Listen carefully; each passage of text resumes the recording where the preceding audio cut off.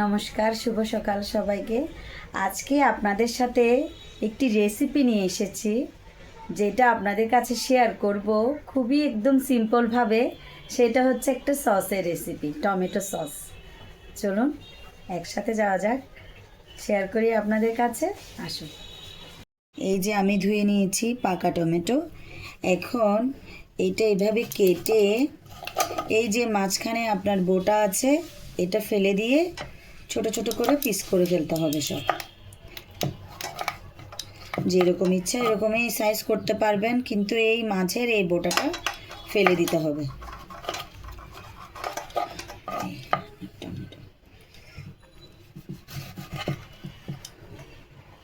এই যে বোটা, এটা একদম ফেলে দিতে হবে।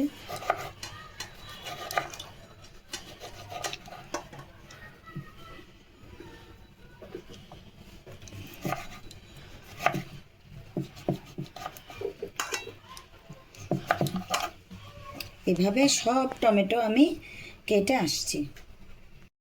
এই যে আমার টমেটো কাটা হয়ে গেছে, আমি ধুয়ে সুন্দর করে টমেটোটা কেটে রেখেছি। এখানে 2 কেজির মতো টমেটো আছে, শুকনো মরিচ, তারপর পেঁয়াজ, একটা বিটরুট দিয়েছি আমি, আদা দিয়েছি 2 টুকরো বড় বড়, আর একটা রসুন, আস্ত একটা রসুন। এখন আমি এগুলো সব ব্লাইন্ডারে মেশিনে করব, গুঁড়ো করে তারপর সব ব্লাইন্ডারে নিব। এখন আমি এই যে টমেটো প্রথমে আমি ব্লেন্ড করে ফেলবো, এটা কাজের সুবিধার জন্য আর কি। আমি প্রথমে এখানে অল্প, আমি যখন 2 কেজি টমেটো তাই আমি অল্প অল্প করে দিব। অল্প বিটরুট, তারপর অল্প শুকনো মরিচ, তারপর রসুন, আদাটা আমি কুচি করে কেটে দিব, আর পেঁয়াজটা। আসছি, এটা মিক্সিতে ব্লেন্ড করার পর ফিরে আসছি। এই যে এখন আমার টমেটো ব্লেন্ড করা হয়ে গেছে, সব পেঁয়াজ, রসুন, শুকনো মরিচ সব দিয়ে দিচ্ছি আমি। বিটরুট কালারটাও খুব সুন্দর আসছে, দেখেন। এখন আমি আস্তে আস্তে করে ছেঁকে নিব। এখানে এই যে আমি একটা ছাঁকুনি নিয়েছি, অল্প অল্প করে ছেঁকে নিব আমি।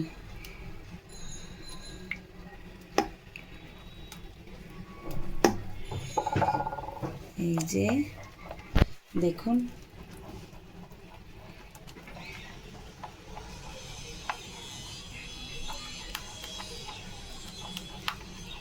সব পিউরি, সব যেগুলো একদম ফাইন, আমি একদম খুব ভালোভাবে করে নিয়েছি।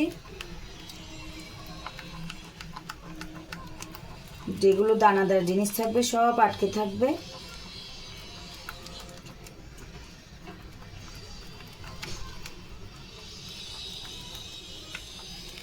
এই যে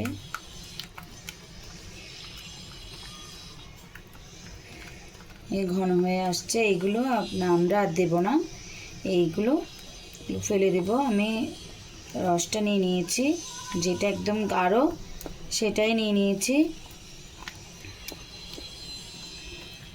দেখুন এই বিচিগুলো রয়ে গেছে এখানে।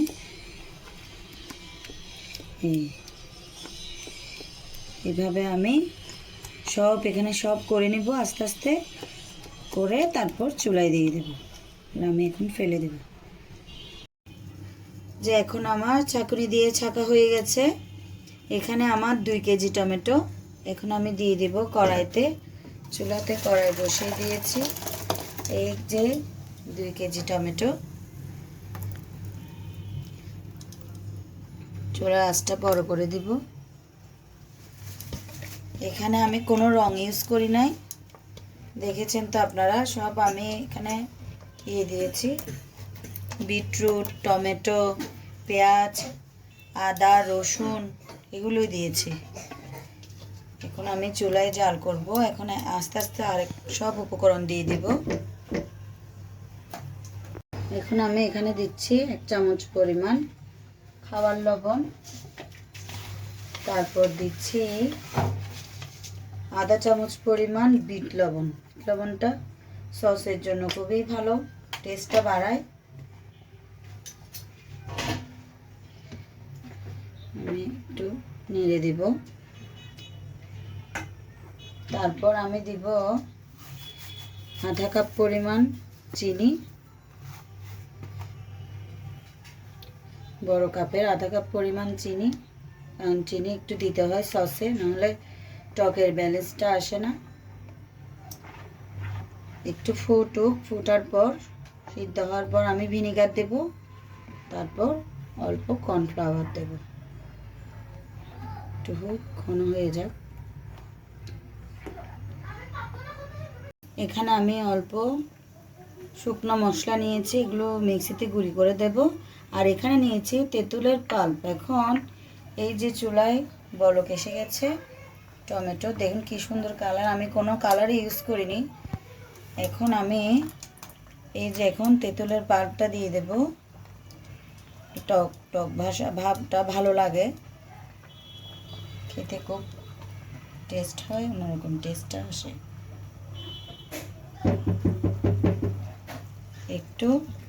আরও একটু শুকাবে, তারপর আমি দিব, আরও অনেক শুকাবে, তারপর আমি আসছি। এই গরম মশলাটা আমি মিক্সিতে করে দিয়ে দেবো।